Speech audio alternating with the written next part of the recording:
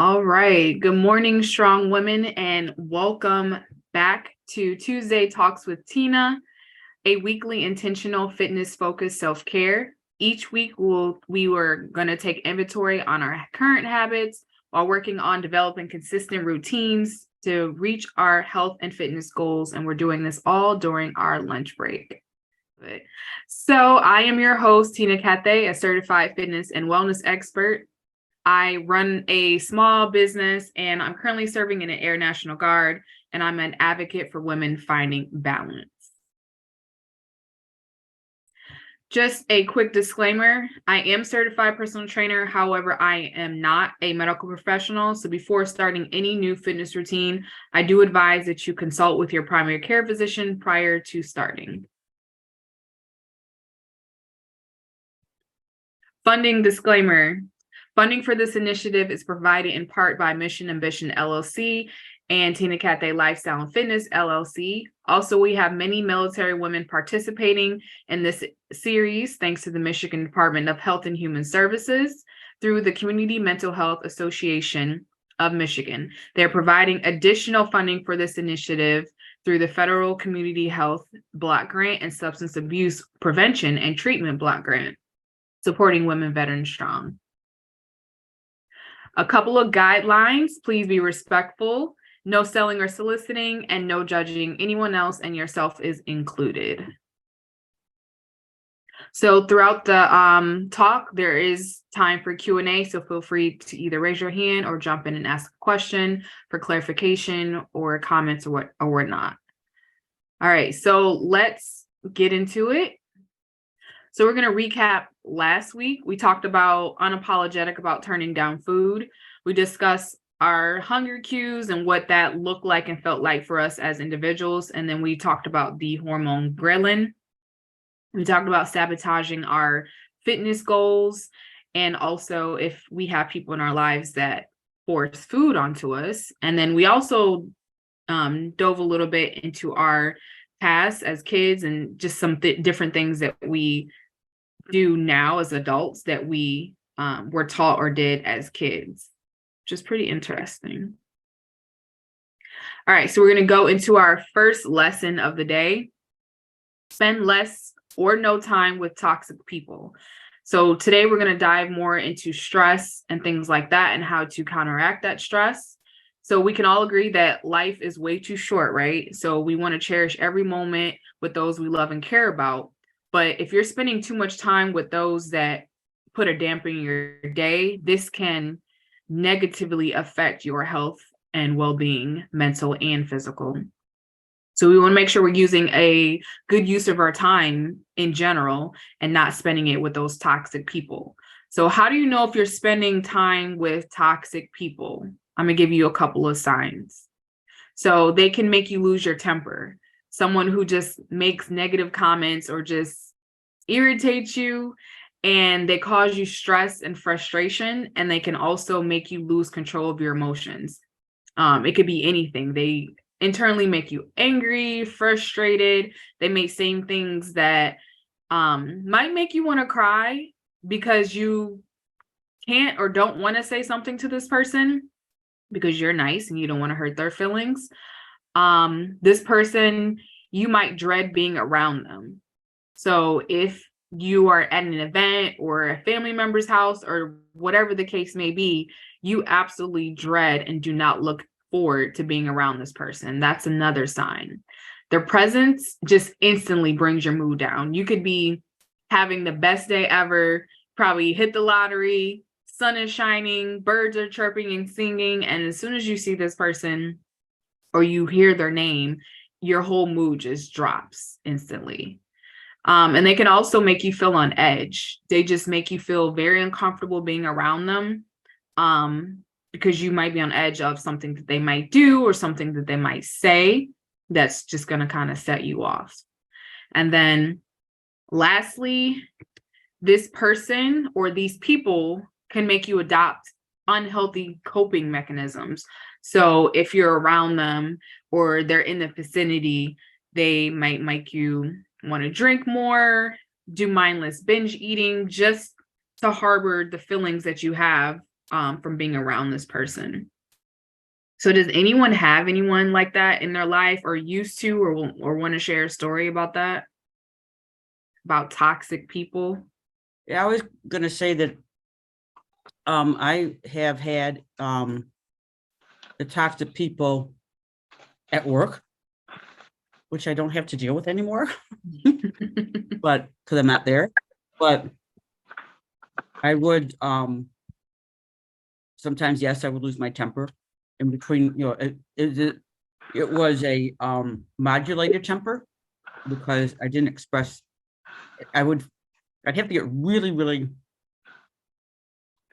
well. There's one person used to be, she would really push my buttons, I would push hers too on purpose, but and vice versa. But I'm not in that environment anymore. So yeah, it would be really, really bad. So um I would munch sometimes afterwards. I would also just keep on blabbing my mouth and not shutting up. So depending on what it was going on. So yeah, it's those people are out of my life. And as far as what was in my life in the home, I don't really have that. There are times, siblings do get at each other's nerves, but that's it. And but and I just plain avoid them, period. So where I can. So yeah, it's good to be out of them. But I've had them. I think we all have. So that's it. Yes, thank you so much, Laura. I've definitely dealt with people at work that just irk your nerves. I'm not in the environment anymore, so I get it. I'm glad you're not anymore as well. All right, so let's get into our journal prompt. How do you react in stressful situations? So some of you mentioned that you had stressful situations or dealt with toxic people that can cause you some stress. So let's jot that down. Take a few minutes, share, and then we'll come back and share how we dealt with those stressful situations.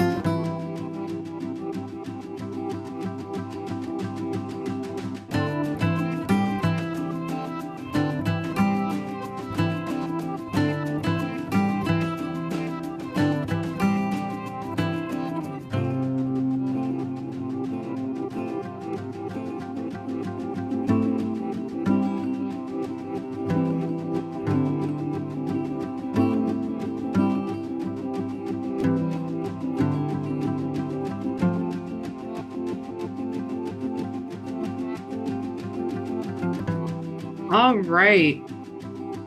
How do you react in stressful situations? Carmencita just sent me a note. I'm going to read this out loud really quick. And then if anyone else wants to share, please feel free to share. She stated she learned to cuss them out and keep it moving.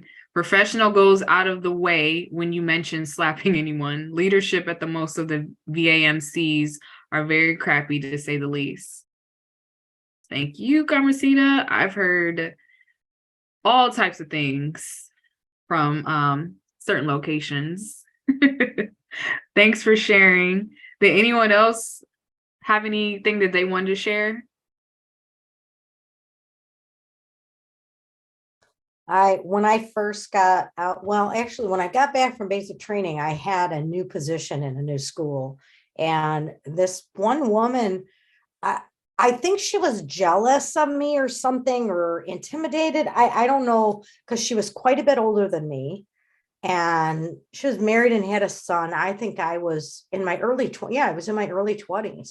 And the teacher I was working for had been in Vietnam, and he like gave me a lot of leeway as far as, because I was a teacher's aide. So he would have me do one-on-ones with students, which I loved.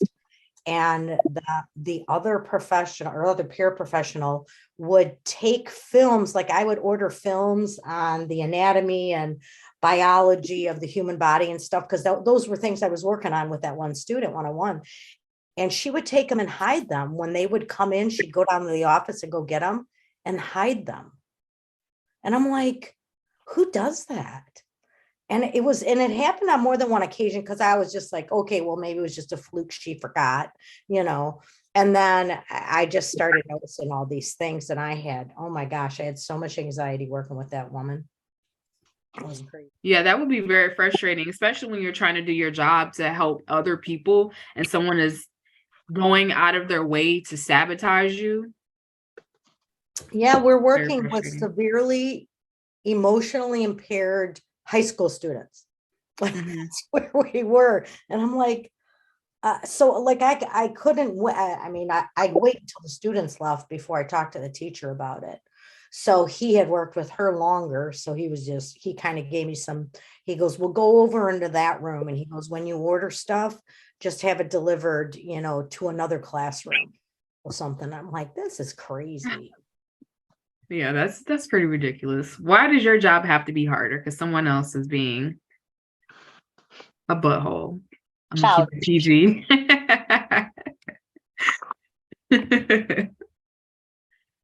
You know, it's sad because you think that at the can you hear me now? Yes. Okay. But it's sad that as women, we tear each other down and the men ain't any better, because it shouldn't even be that way. We're supposed to come in, work together for the greater good of whoever we're serving.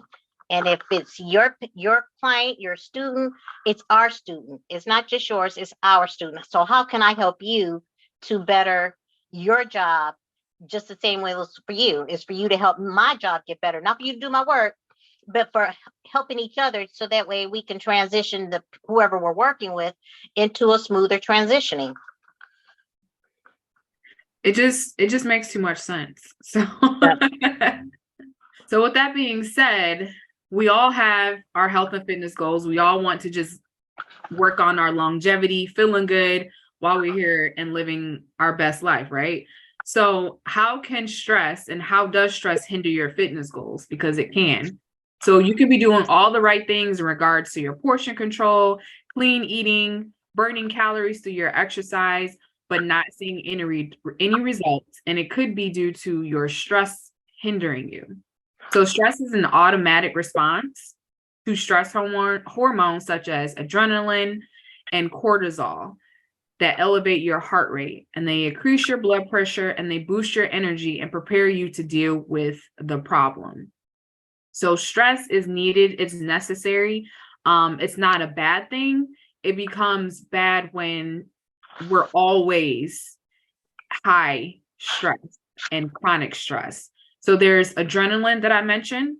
Adrenaline, aka epinephrine, it's a hormone your adrenal glands send through your bloodstream when you're scared or stressed suddenly. Adrenaline is quickly sent to your body. So this is commonly known as an adrenaline rush because it happens very quickly. Some of you might get a response of like sweating armpits, or you might start feel internally hot. You've probably heard of the fight or flight.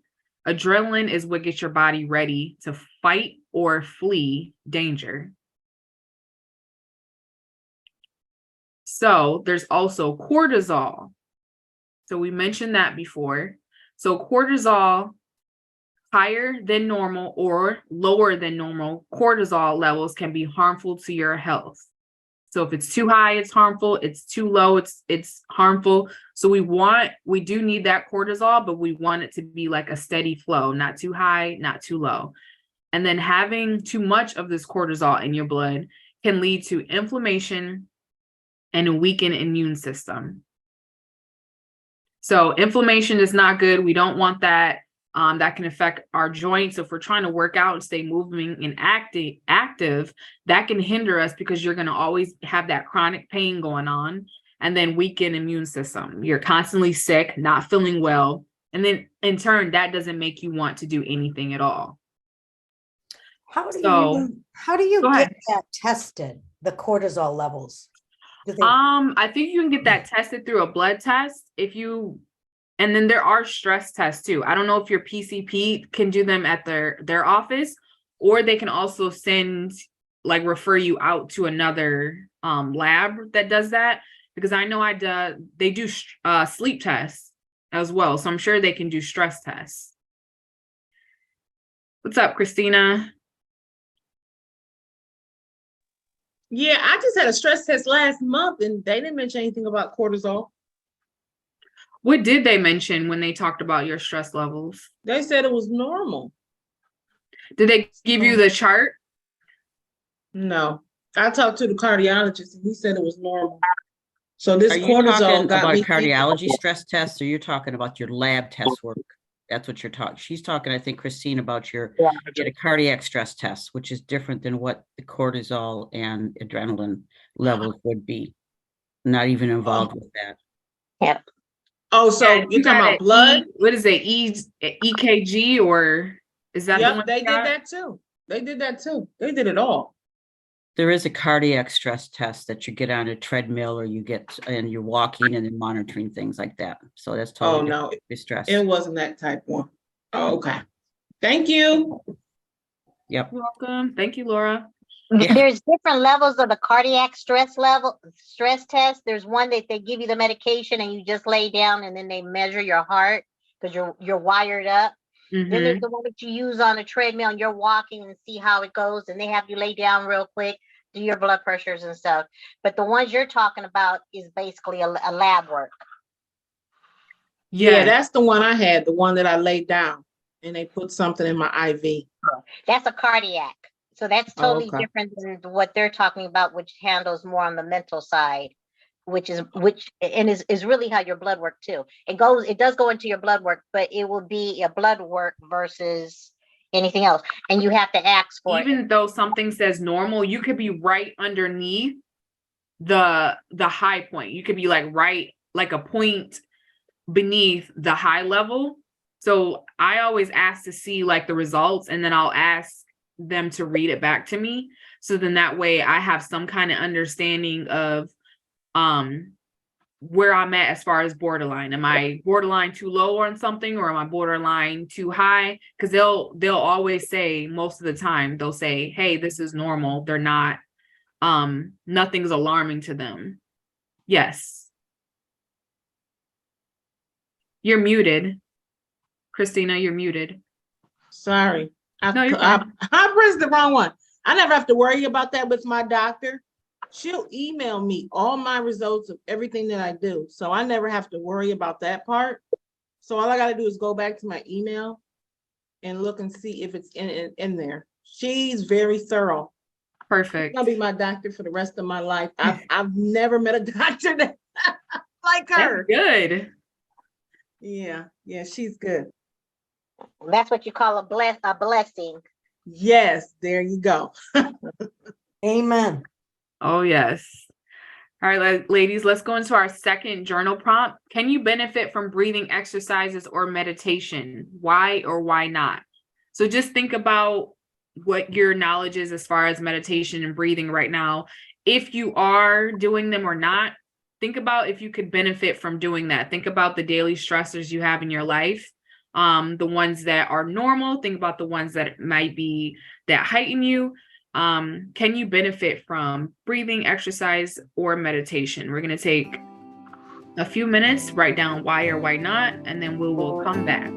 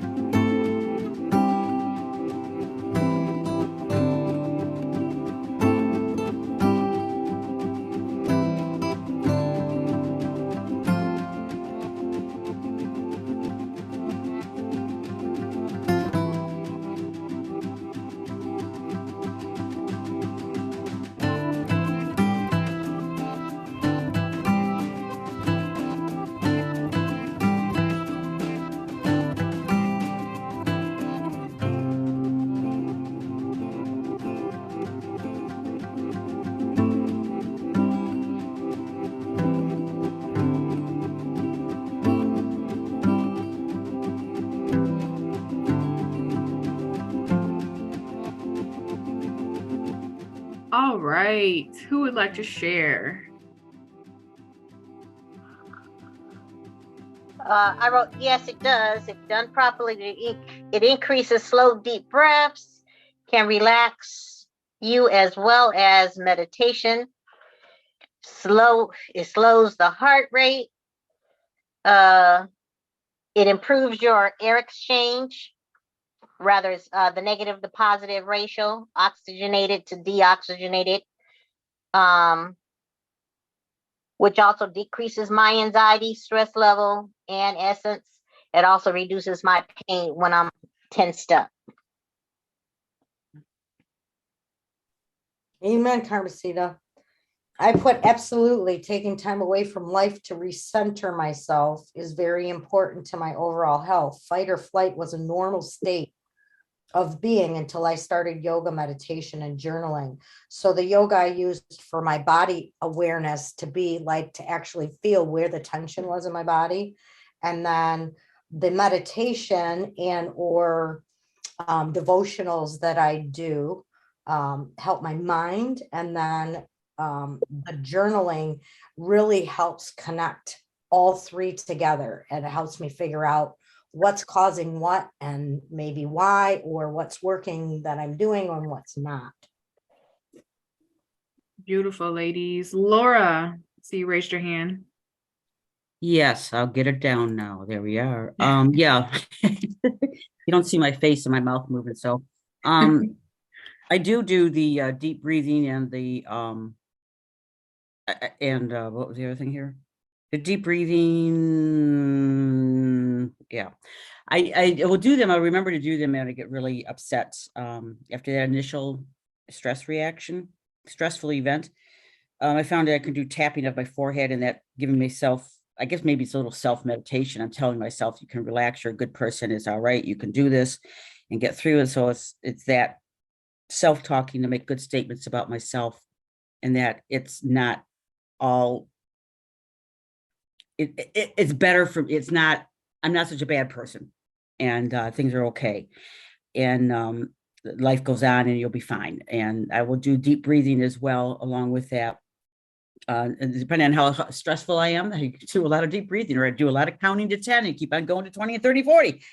And it helps me to cool down if I'm really, really upset before I go and walk away. I'm able to continue on with my day of whether with family or work or whatever it was. It's very, very helpful to do all of those things. So.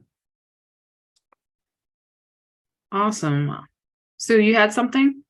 Yeah, I'm also reading this book. It's called Assessing the Healing Power of the Vagus Nerve. It's self-help exercises for anxiety, depression, trauma, and autism. But I have an alternative medicine doctor that I've been seeing for 10 years. This year, it's 10 years. He basically saved my life. I had several autoimmune things going on. I was on disability for my job, and I was freaking out. I was 3 years away from retiring. And I was like, I'm not giving up 27 years, but he took me off of gluten. But he is a hands-on practitioner. He can touch my adrenal glands. He can touch my gut. He can tell me when I'm constipated. He can tell me what's backed up. He can tell me how my gallbladder is functioning by touching parts of my body. And I totally trust him. And I wish there were more doctors, and he's 70. So I'm just like keeping my fingers crossed that he hangs in there, because I've really relied on him for 10 years. That's great. That's refreshing too. I like that all of you have mechanisms for like breathing, meditation, because it's very underrated to like stop and slow yourself down, especially when you're in those stressful situations, instead of letting a situation or someone have us react. So we're already kind of counteracting those stressful situations by practicing those breathing exercises and meditations outside of it. So that's pretty cool. We should definitely, I hope you guys keep that going. And then with that being said, that's what we're going to work on together right now. You guys all mentioned breathing and meditation exercises. You guys talked about how it relieves your stress or your anxiety or your anger, which is awesome. It also helps keep your lungs springy. So your lungs, as you fill them with air, they expand. And then as you release it, it compresses. And so that's how our lungs work. So doing those breathing exercises helps to strengthen your lungs and make them springy. It also helps to improve your cardiovascular health and maintain those normal and good blood pressure levels, because you probably felt it as you get anxious or stressed or whatever the case is for you, your blood pressure goes up and whatnot. And that's one of the things that your doctor tests and checks as well as your blood pressure. So there's so many different breathing exercises that you can do and try. So today we're going to talk about and try 4-7-8. So this is designed to bring the body into a state of deep relaxation. And then it also can bring the body back into balance and regulate your fight or flight response when you feel stressed. So we're going to try this now together. So you can do this sitting or laying down. We're all sitting right now. So you're going to sit or lay down in a comfortable position. You can have your eyes open or closed as you're doing this. You're going to press the tip of your tongue to the roof of your mouth. So take the tip of your tongue, press it to the roof of your mouth slightly. So again, keep that jaw relaxed. You're going to exhale until all the air is released from your lungs. So let's just practice that one part. Tip of the tongue, roof of the mouth, exhale till all of your air is released from your lungs.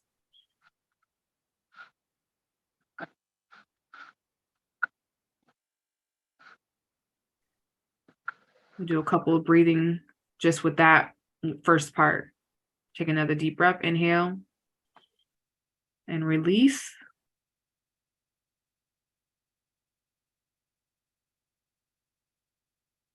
All right, so you want to keep your mouth closed as you're doing this. Inhale through your nose.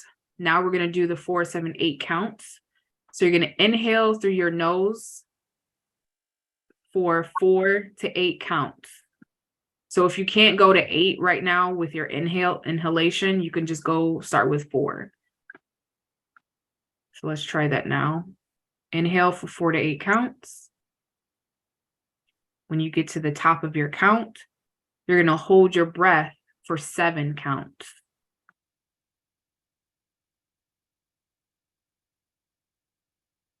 And then after your 7 counts, you're going to exhale slowly for 8 counts.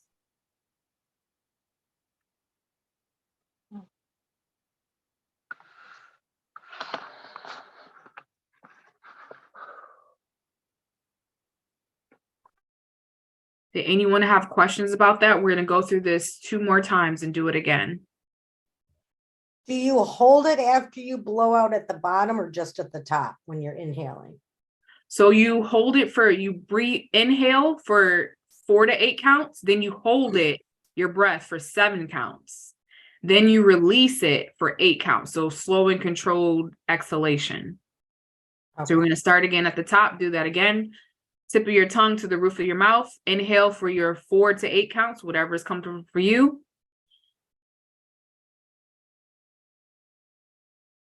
Hold your breath for 7 counts. And then release slowly for 8 counts.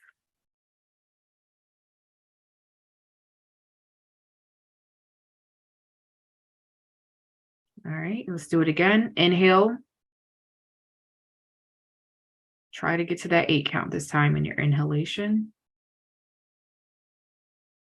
Hold your breath for 7 seconds.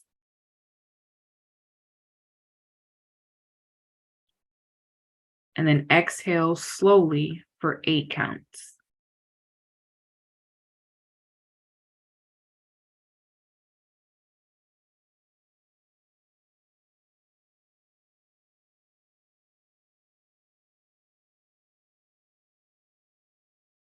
How did that make you feel doing that 4-7-8 count?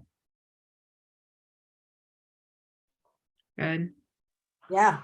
I usually do 4-4-4-4. It's the 4 where I do inhale for 4, hold for 4, exhale for 4, hold for 4, and then inhale again. So it's very similar. It is. But yeah, Christina just shared it made her sleepy. This is also a good sleeping technique for like when you're in the bed to try this technique. People do use it for sleep. So if you're feeling a little restless at the end of the day, and you're going to go to sleep and your mind is just going haywire, just sit down or lay down and try to do this 4-7-8 count. So remember, inhale for 4, hold it for 7, and then release for 8. You can even try this throughout the day if you're feeling a little overwhelmed or stressed. It's a good way to lower your heart rate, calm yourself down, and it's also a good technique to use for sleep as well. Good job, ladies. That made me feel like really calm and like relaxed. And then I got the sun beaming on me now too. I'm like, it's a really good just meditation technique just to try just in the middle of your day. So I hope you enjoyed it too. All right, our last journal prompt for the day. Imagine your most peaceful space. What would it look like, feel like, and smell like? So use your imagination. If you don't have a space like this now, if you wanted to create this space, let's use our imagination because maybe you can create this space later on. You want a peaceful space. What would it look like, feel like, and smell like? Let's take a few minutes now to jot that down, then we'll come back and share.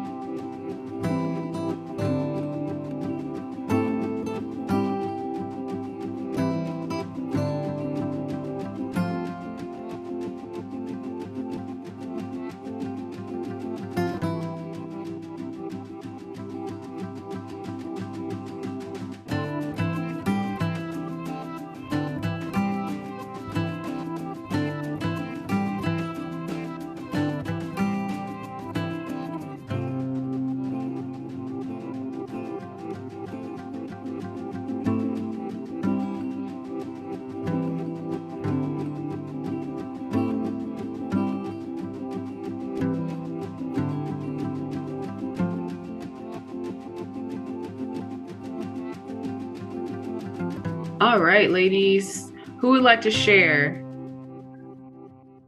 what their peaceful place would look like, feel like, and smell like? well, Right. go ahead. Go ahead. All right, Sue, thanks. I've been thinking about it. I got 3 different places. Nice. Being lakeside or oceanside with the lapping of the waves on the beach and the mist of the face getting out of the face and the sunshine are all very peaceful things to me. And then in the forest or the woods with the fresh smell of nature and leaves and dirt and the rustling of the of the leaves and the chirping birds and so forth. Maybe that squirrel moving around or whatever else is out there. So, and then also I just thought about, being at a fireplace, and watching the flames flickering up and down are things as well. So there we are. I came up with 3 of them actually. I was surprised. So Beautiful. I love it, Laura. I can picture the places as you're describing them. They'll sound like some very peaceful places. thanks. Who's next? Well, I had to find some peace during COVID, and my mom had given me this little chair, and I lost her right before COVID, like in January of 2020. So when I sit in that chair, I feel like her arms are wrapped around me, and it's just very peaceful. And the smell is like, I have a diffuser, so I diffuse essential oils. My favorites are tea tree, eucalyptus, and peppermint. And my nephew came and stayed with us for about 10 days. And I was trying to figure out where I was going to have him sleep. And I'm like, I'm just going to give him my peaceful space. I have my own room. My husband and I haven't slept together in years, whatever. And it was very peaceful for him a week before he was going to New York to look for a job. And so I was really grateful that I had honed that space and was able to share it with him. But Laura, yeah, I added the beach, sun, music, and hiking in nature and a fire pit. Like, yeah, those are all great spaces. Thank you. Thanks, Sue. Did anyone else want to share their peaceful places? I have 3 as well. San Diego, ocean waves, the sound. You just muted. Sorry. The clear skies. Michigan, it's a fire pit with the crackling wood sound. Here, you don't really get too many of the stars at night. It's very rare you get it, but it's still nice at night. Which I'm looking for that come this summer. And in South Carolina, is driving at midnight, going across the Harriet Tubman overpass of the bridge, where it has that, it's kind of like ocean water, swamp water kind of smell. And it's the stars, you can see the stars at night. I actually, when I'm doing that, I actually look at I kind of think of the slaves and how they escape going through the passage. So it's just very peaceful for me. But those are my most peaceful spots. And every time I do go to South Carolina to go visit family, especially when I was working in Savannah, I would actually go through that bridge late at night. And it was just the most relaxing. You roll the windows down and then you're smelling swamp water / ocean water kind of mixture. It's just so peaceful. Thanks, Carmencita. Love it. No pressure, Christina. Everyone else share. Did you want to share? Yeah, I'm so glad that everybody have destinations, but mine is I bought a yoga mat during COVID. So I put down, I'm on my yoga mat, sweet smelling candles around me, and meditating. I love my yoga mat. Nice. Love it. Yeah. I love everyone's locations. It was really good.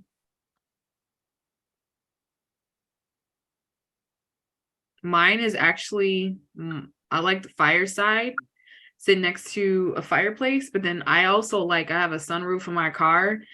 And so I like going out either during the day and just having the sunroof, not open, but like where the sun can kind of come down. And I'll lean back in my car and I like looking at the clouds.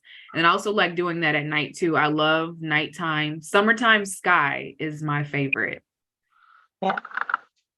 In silence. I don't even have to put no music on, just listen to nature. And then I like when the fireflies come out in June and all that good stuff. Yeah, I'm so excited for summer. I can't wait now. Thank you all for sharing. I hope you get a chance to either create your peaceful space or visit if it was the destination. So great job, ladies. Thank you so much for sharing all of your wonderful comments and whatnot. So our word of the week this week is peaceful, free from disturbance, and tranquil.